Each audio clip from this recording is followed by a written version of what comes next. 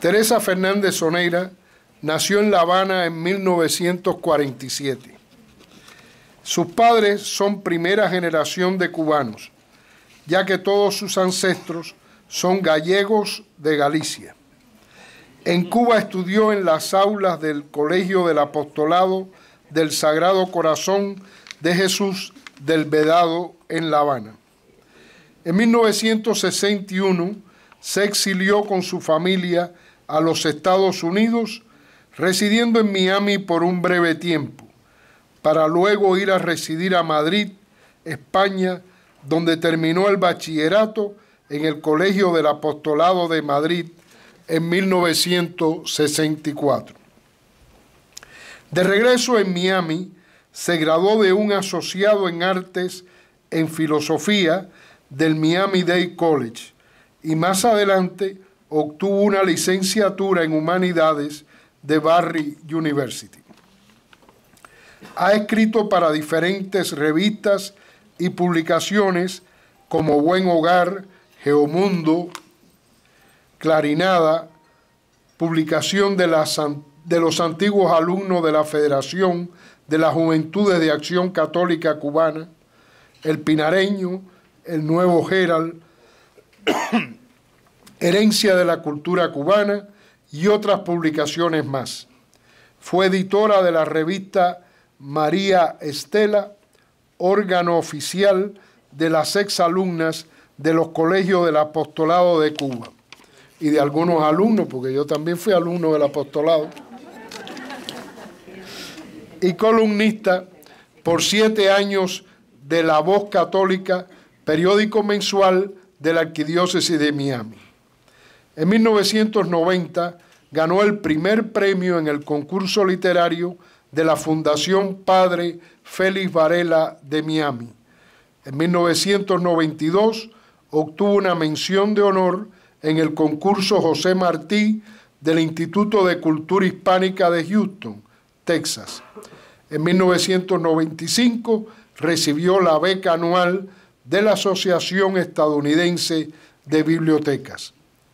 Ha hecho aportes importantes a la historia de Cuba con los libros Apuntes desde el Destierro de 1996, Cuba, Historia de la Educación Católica, 1582 a 1961, publicado en 1997, Con la Estrella y la Cruz, Historia de las Juventudes de Acción Católica Cubana, publicado en 2002, y Niños que Triunfan, el Centro Mater, su historia y sus colaboradores, publicado en el 2008, todos publicados por Ediciones Universal. Y ahora con ustedes, que todos esperábamos ya, a Teresita Fernández Soneira.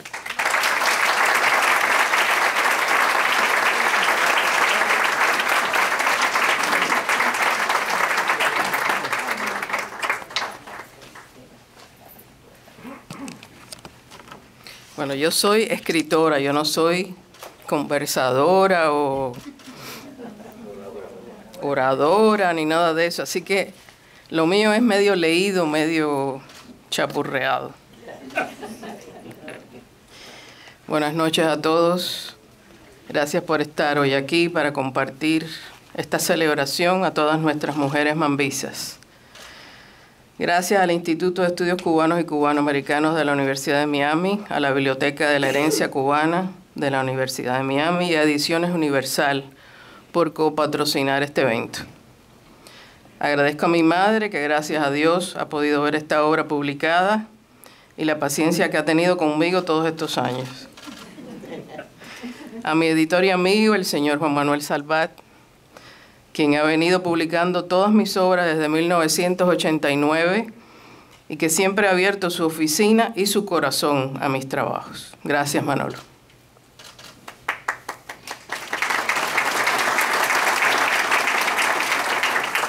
A mi colega, la doctora Uva de Aragón, por su interés en esta obra desde el comienzo, y gracias también por escribir el prólogo y hacer hoy la presentación. Me acuerdo que cuando estaba escribiendo el libro, yo le mandaba emails y le decía, ya tengo 300, Ya tengo 400. Ella me decía, sigue adelante, pero yo nunca pensé que iba a llegar a 2000. A María Cristina Serraluki, no sé por dónde andas. Gracias por arreglar las galeras del libro y ayudarme con tus sabios consejos. A María del Carmen Urizar, del Instituto de Estudios Cubanos, por ayudar a montar el salón para hoy y por soportar todas mis llamadas y mis emails. Quiero también agradecer esta noche a los descendientes de muchas familias criollas antiguas, descendientes de mambises, que me han ayudado en este largo proyecto. Todos de forma entusiasta me proveyeron de datos importantes que aparecen en el libro. Al padre Juan Sosa, mi párroco y amigo de tantos años, corista de la coral cubana también antes de ser sacerdote.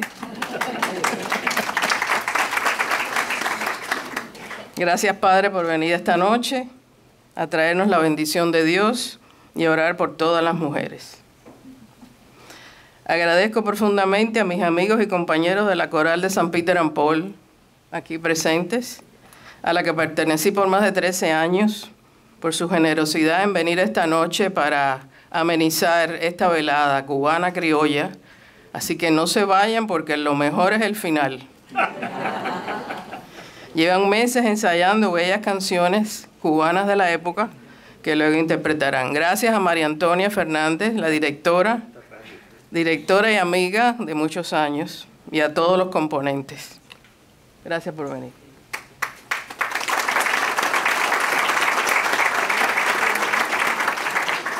Porque en las cosas de los cubanos siempre tiene que haber música, si no. Y muy especialmente le doy gracias a Lesbia Horta de Barona, bibliógrafa que fue por más de 30 años de la colección cubana de la Universidad de Miami, por su guía, su apoyo, interés y su amistad durante toda mi larga y difícil investigación. Gracias, Lesbia.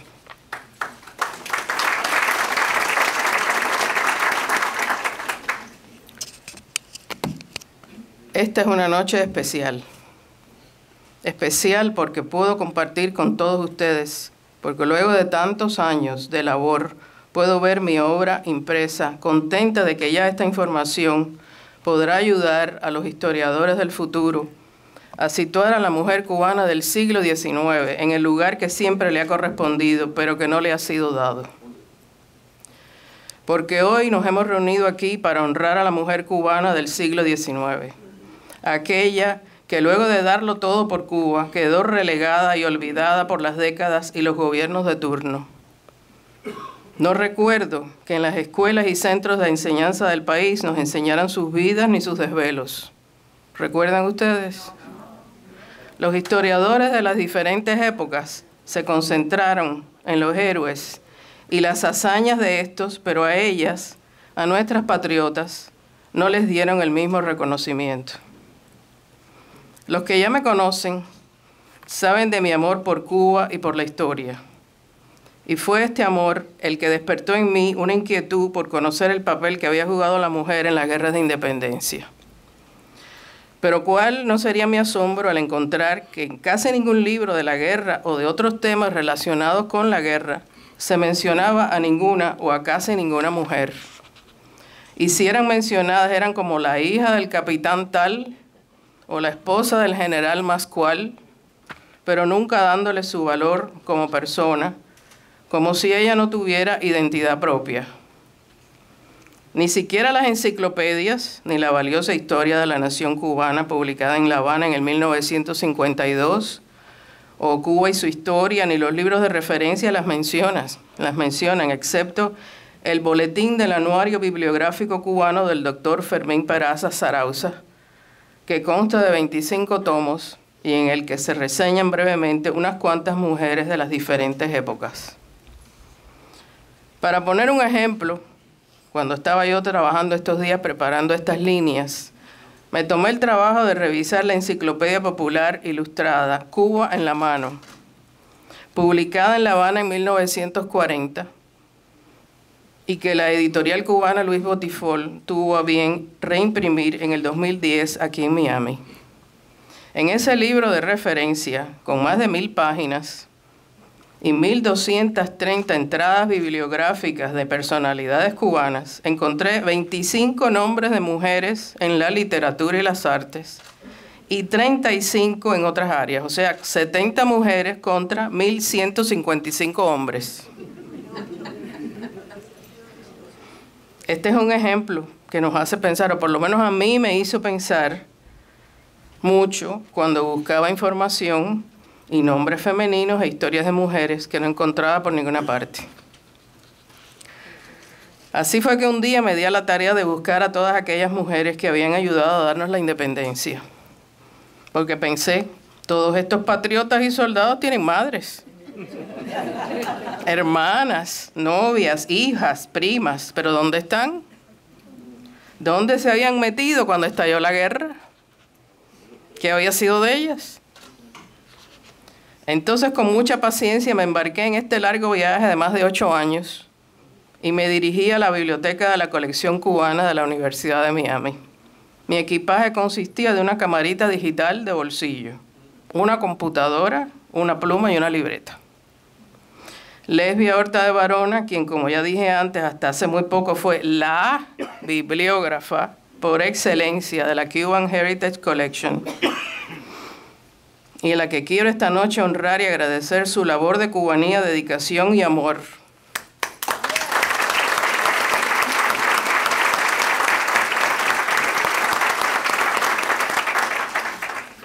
Lesbia me facilitó una bibliografía de la mujer cubana publicada en Cuba en el 1985. Empecé así a consultar obras y poco a poco una mujer me fue llevando a otra y esa otra a otra más y aquella familia a la otra y una narración bélica señalaba a unas mujeres hasta que llegué a desenterrar más de 2.000. Y si sigo sacando, pero había que poner punto final en algún momento. Aunque piensen que son muchas, no lo son, porque en las guerras pelearon miles de soldados, por lo que 2.000 no es nada.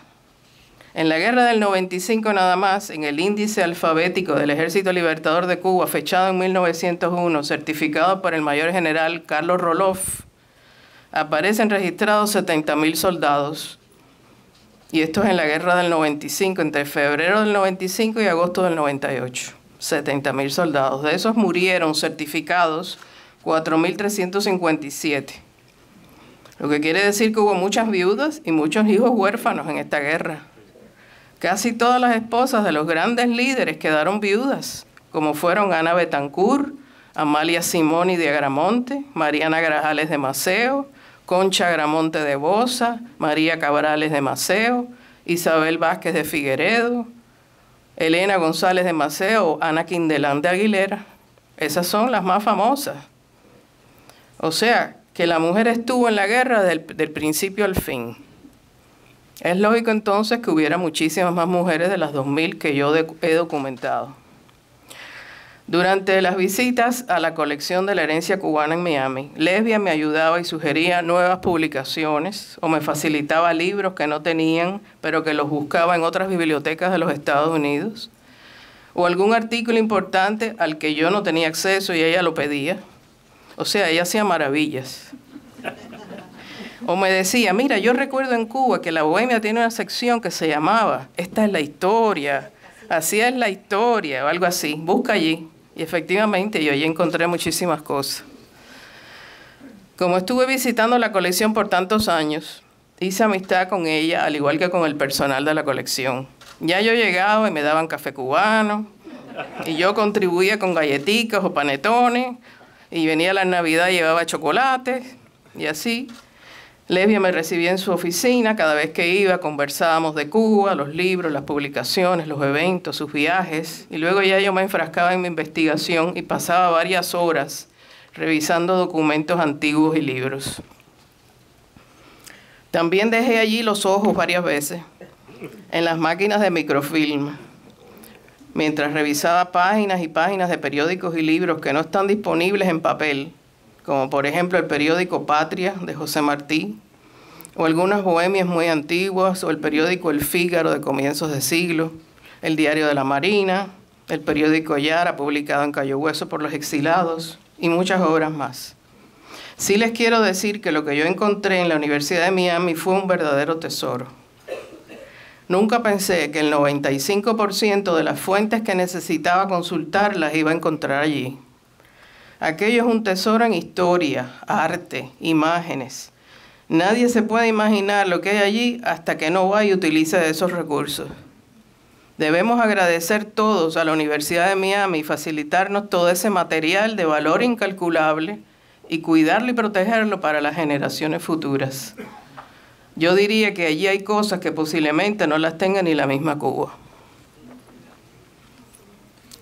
Y entonces pues fui llenando mi computadora con valiosa información, maté unos cuantos árboles, quemé 2 impresoras, pero el esfuerzo valió la pena y pronto comenzaron a surgir caras y familias, crónicas. El rompecabezas se fue armando y poco a poco me fui encariñando con todas aquellas mujeres.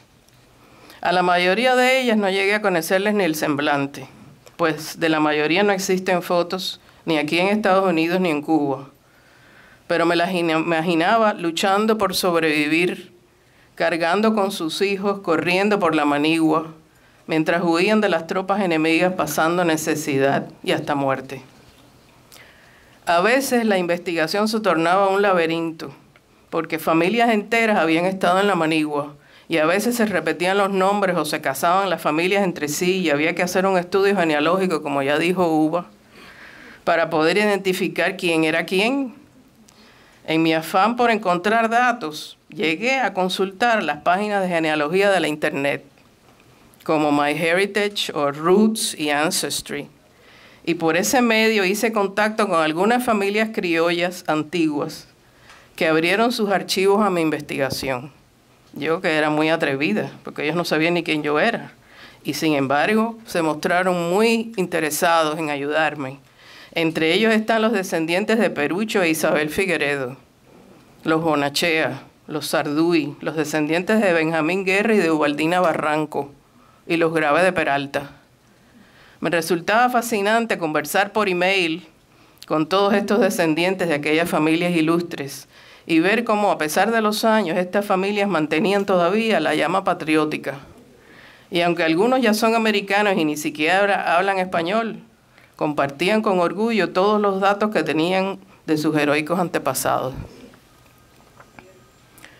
En el transcurso de mis años de trabajo consulté más de 700 obras y además revisé cientos de datos por internet, además de correspondencias sostenidas con varios historiadores aquí en Estados Unidos, en República Dominicana y en Cuba. En especial debo agradecer la colaboración de la doctora Olga Portuondo Zúñiga, historiadora de la ciudad de Santiago de Cuba, al doctor José Miguel Abreu Cardet, historiador de Holguín, y a la periodista Perla Cartaya Cota, columnista e historiadora de la revista Palabra Nueva de la Arquidiócesis de La Habana. Todos ellos me facilitaron datos y fotos, y a pesar de la dificultad para comunicarnos, que siempre era por email, logré me llegaran a mandar fotos, datos y hasta libros completos digitalizados. Eso fue milagroso. Perla Cartaya, para poner un ejemplo, me comuniqué con ella. Yo necesitaba una fotografía del monumento a la patriota Magdalena Peñarredonda en Artemisa. Y bueno, Perla buscó una amiga que vivía en Artemisa. La amiga pidió una cámara digital prestada. Se llegó hasta la plaza, tomó la foto, se la hizo llegar a Perla y Perla me la mandó a mí por email. Pero esto demoró meses, porque la persona de la cámara no la tenía y la persona que iba a tomar la foto tenía el niño enfermo y después la comunicación por email no funcionaba, etcétera, etcétera. Pero fue una verdadera labor de colaboración de estos 3 historiadores conmigo. Esta noche no voy a mencionar muchas mujeres porque creo que todas fueron importantes y no los quiero aburrir tampoco, quiero que compren el libro. Cada cual haciendo lo que el destino las llevó a hacer. Solo mencionaré algunos casos para ilustrar lo mucho que sufrió, luchó y sacrificó la mujer cubana para ayudar a los hombres a que Cuba fuera libre del yugo español. Recordemos que como las guerras duraron 30 años, Primero se fueron las de la guerra del 68, las mujeres de aquella generación más antigua. Y luego, cuando la guerra del 95, irían sus hijas, sus sobrinas, sus nietas. Y el sacrificio de aquellas primeras mambisas de la guerra del 68 serviría de ejemplo a las que vinieron más tarde. Voy a leer un pedacito del diario de Ana Betancourt de Mora, una camagüeyana ilustre que fue precursora en la lucha por los derechos de la mujer en la Asamblea de Guaymaro en 1869. Este es un diario que ella escribió estando prisionera de los españoles en Camagüey. Dice así: millares de señoras y señoritas, hombres y niños vi morir en aquel campamento del tifus, como si fuesen animales. Familias enteras desaparecían diezmados por esa fiebre, sin que aquel jefe les prestase el menor socorro.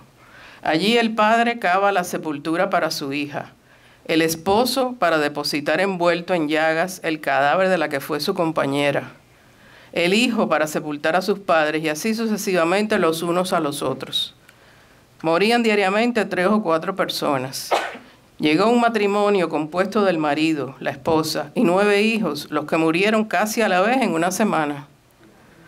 Habría unos 40 ranchos mal acondicionados y en ellos como 300 personas, todas hambrientas y desnudas, ni médicos, ni botica, ni sacerdote. Esto sucedía durante la Guerra de los 10 años en Camagüey, y este mismo cuadro se repetía en las villas y en Oriente. Los 10 largos años de la guerra los pasaron las familias mambisas en la Manigua, sufriendo necesidad, enfermedad y muerte, porque se iban las familias completas, las mujeres y los niños seguían a sus padres y a sus esposos, pues de quedarse atrás en las ciudades corrían el peligro de ser capturados por los españoles.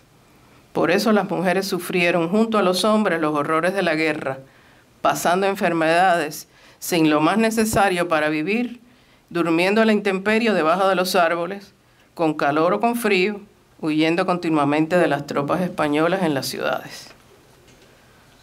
Al ser capturadas, las mujeres sufrían el maltrato y las violaciones. Nadie ha hablado de esto, pero un mambí le escribía a su esposa sobre una acción española y decía: violan a todas las mujeres que cogen, hablo en el Camagüey. Hay niñas de 8 o 10 años que las dejan a la muerte. Es necesario mudarlas en camillas porque no pueden caminar. Y Carlos Manuel de Céspedes anotaba en su diario el 22 de septiembre de 1873 y decía: vino a verme una pobre mujer a quien los españoles le mataron el marido y 4 hijos, llevándosela a ella para Jiguaní, de donde se les escapó. Muchas mujeres dieron a luz en pleno campo. Algunos hijos sobrevivieron, mientras que otros murieron por el hambre y las enfermedades. Las penurias de la vida insurrecta detuvieron el flujo de leche materna y la subsistencia de los niños se convirtió en una tragedia. En Camagüey, un mambí descubre una escena dolorosa durante la guerra del 68. Dice él: solamente hallamos en este bohío a una pobre patriota, sumamente extenuada, la que tenía en una cama de cujes a un niño de como 3 o 4 años, convertido en un esqueleto con vida. Al preguntarle al general Díaz de Villegas que qué tenía el niño, ella le contestó: se muere de necesidad. Hace pocos días se me murió uno de 1 año y medio. Al aconsejarle que se presentara, o sea, que se entregara, colérica contestó: no, jamás. La integridad y el honor estaban por encima de todo. Durante la Guerra de los 10 años, según el historiador Francisco Ponte Domínguez, al llegar los españoles a Las Tunas y tomar la ciudad, sin reparar sexo ni edad, se ensañaron con las 15 personas de la familia del mayor general Donato Mármol. Algunos les sacaron los ojos, les cortaron las orejas, la nariz, y para rematar, los mutilaron sus cuerpos cortando los brazos y piernas. Tal comportamiento de salvajismo fue poco cruel, comparado con el que reservaron para 2 muchachas a las cuales violentaron a su antojo todos los soldados de la compañía. Una mujer de esta familia, Clotilde Tamayo, fue llevada por las calles de toda la ciudad de Santiago de Cuba, a pie entre risas y maltratos, Padeció todo sin quejarse y más tarde afirmó: en la guerra de los 10 años perdí todas mis posesiones, pero más importante que todo, perdí a mis amados hijos y nietos. Pero si fuera necesario, lo volvería a hacer. El papel de la mujer durante las guerras fue muy diverso. En los campamentos, muchas mujeres se convirtieron en maestras, como Manuela Cancino y sus hermanas Micaela y Mercedes, quienes impartieron una educación básica e inculcaron patriotismo. También las mujeres ayudaron, tanto en la Manigua como en las ciudades, a imprimir periódicos revolucionarios, como fue Ana Betancourt, que trabajaba junto a su esposo Ignacio Mora, editando el periódico El Mambí. O Domitila García de Coronado, primera mujer tipógrafa de Cuba, quien ayudaba a su padre a imprimir folletos revolucionarios que enviaban al extranjero. Se distinguió Rosa Castellanos la Bayamesa, una negra heroica, capitana del Ejército Libertador, porque también hubo capitanas y tenientes y otros cargos, quien no solo luchó en el campo de batalla durante la Guerra de los 10 años y luego en la del 95, sino que también fue una gran enfermera, ponderada por el generalísimo Máximo Gómez, quien la visitó y le pidió abrir un hospital en plena Sierra Maestra. En la guerra, por regla general, la mujer iba en la retaguardia, o sea, al final de la caravana de donde iban los soldados. Allí cuidaba de los hijos, cocinaba, lavaba la ropa. En otros sitios, como en las prefecturas, cosían uniformes, confeccionaban banderas y ayudaban como enfermeras en los llamados hospitales de sangre, haciendo cocimientos con las plantas medicinales de la campiña cubana. Después de las batallas, recogían los cartuchos de municiones vacíos y los rellenaban. Escondían municiones y armas y pertrechos de guerra en sus casas, y algunas los transportaban debajo de las amplias faldas que se usaban en aquella época.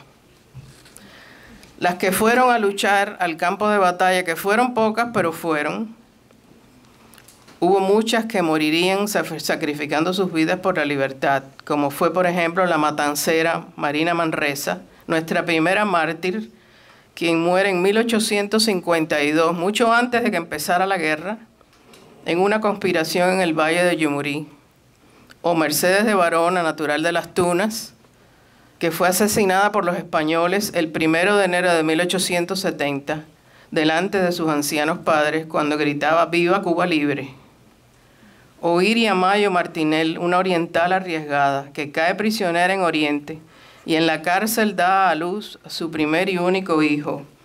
Pero los soldados se ensañan con ella y luego del parto le ordenan su traslado a la cárcel de Bayamo. La obligarían a formar parte de una cordillera de presas, una cordillera de que iban a pie, a una gran distancia hasta la prisión. Durante la penosa marcha, Iria se debilita y se desmaya por el agotamiento, el hambre y las hemorragias.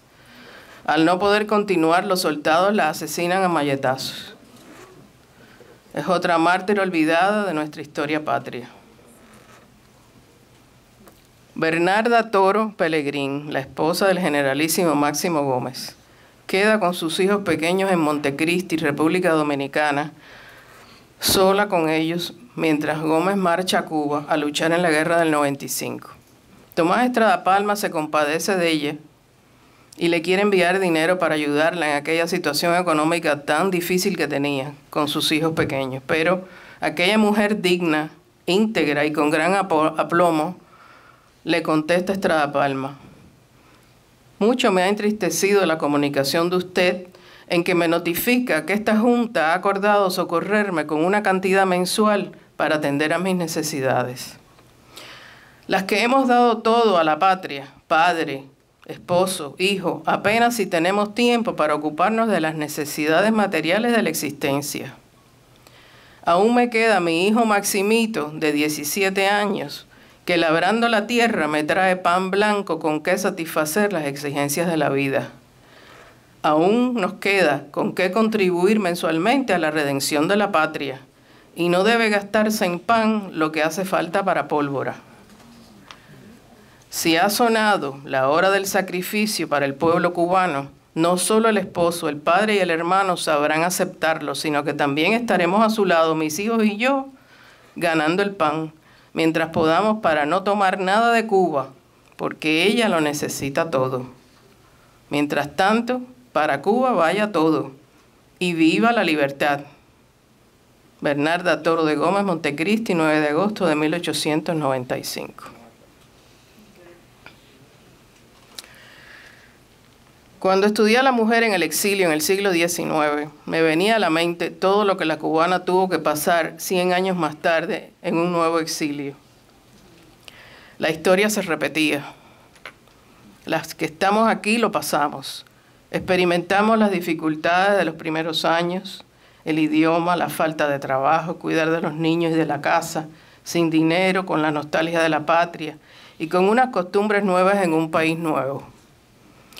Eso mismo, pero yo diría que aún peor, pasaron las mambisas en el siglo XIX. Muchas eran viudas o sus esposos luchaban en la manigua, como Concha Agramonte de Bosa, que vivía de sus costuras, una mujer que fue rica en Cuba, y con eso daba de comer a sus 6 hijos. O María Cabrales, la esposa del general Antonio Maceo, quien al morir Maceo, el gobierno costarricense le embarga la casa que vivía con Maceo, debido a algunas deudas que éste había dejado en Costa Rica.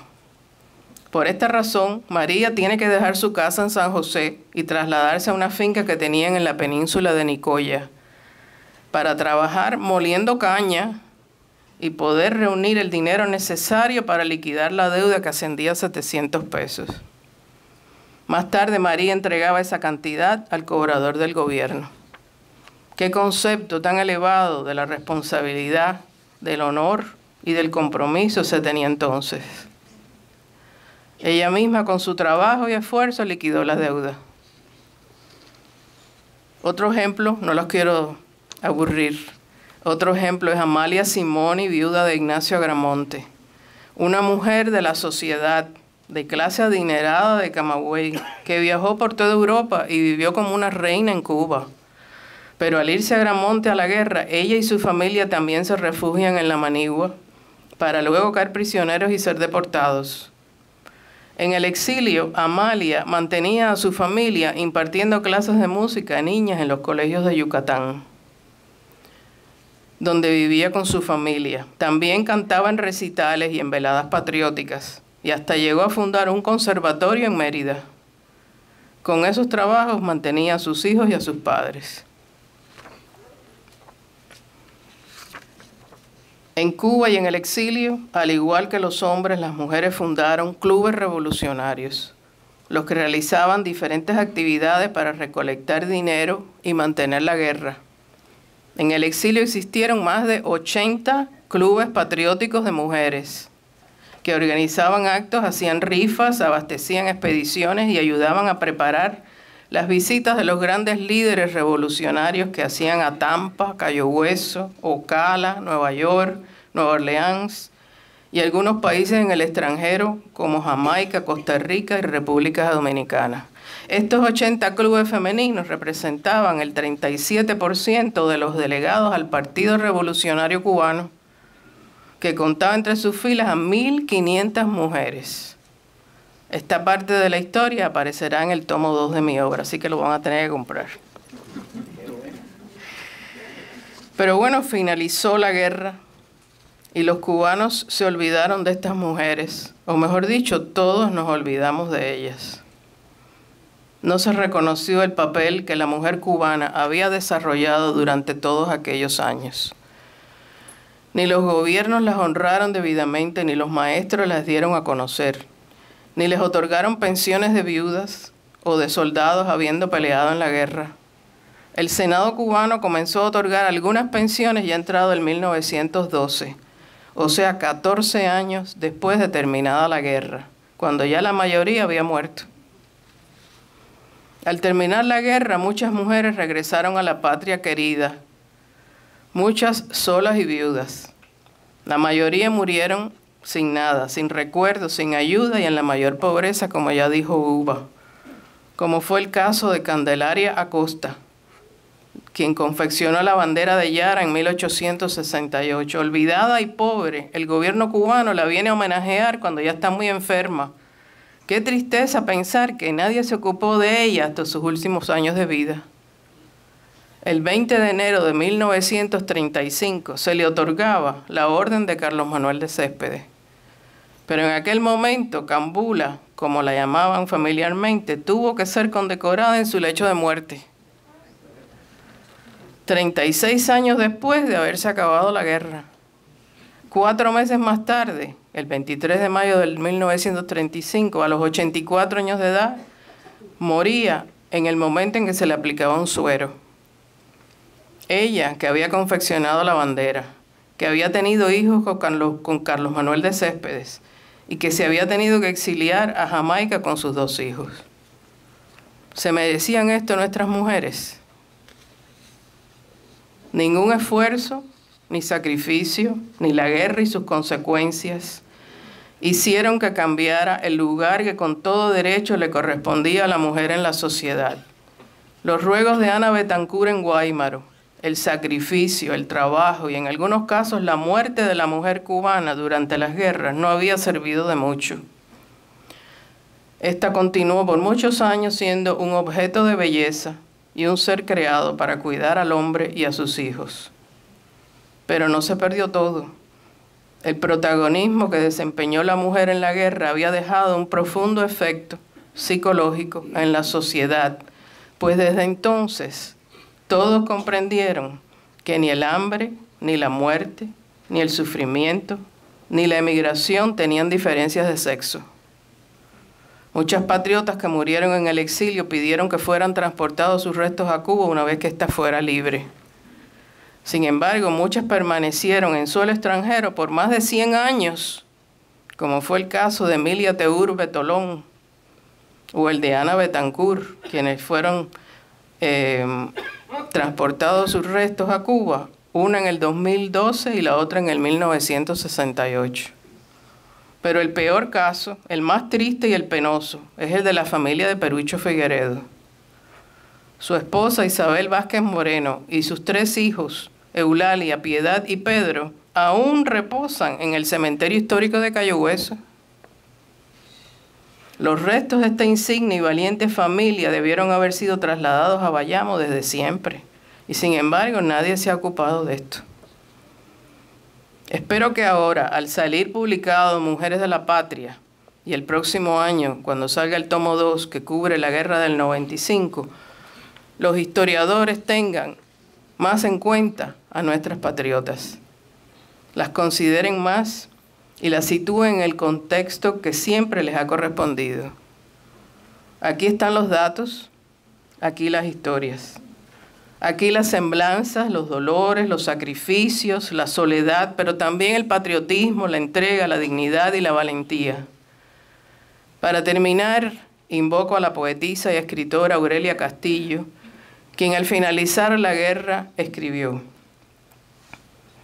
«Pensad que otra de aquellas infelices, presa de horrible pánico al pasar una trocha porque su hijo lloraba, habiéndosele recomendado el más absoluto silencio bajo pena de muerte, como que de ese silencio dependía la vida de muchos, le fue estrechando tanto la boca al niño que pasada la trocha se halló con el hijo muerto en los brazos, por ella asfixiado.